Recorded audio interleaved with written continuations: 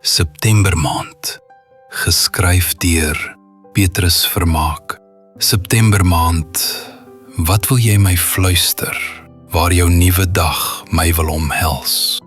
In morgenson, my Hemelsvader, U wil geskied, ek sal luister.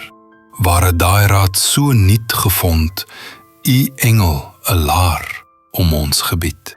Septembermaand, kyk hoe vrolik en vry karoof eigies.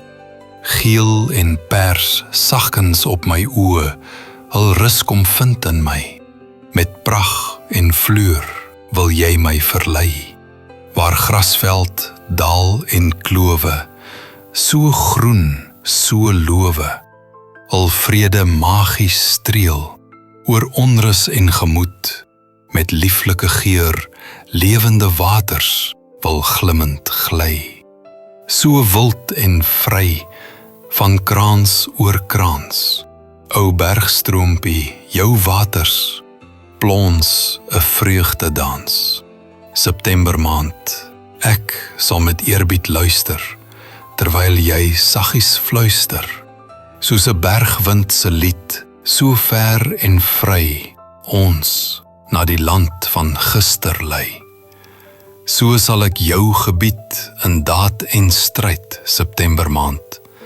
In die skadu van kers en vers, wil jou avontuur aan my erfenis kom skuur.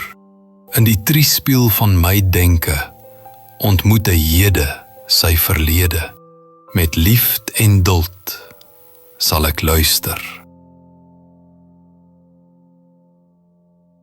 As die paar minute iets geroer het binne jou, sal jy bly wees om te hoor dat gedrukte kopieë by die skakels in die beskrywing aangekoop kan word.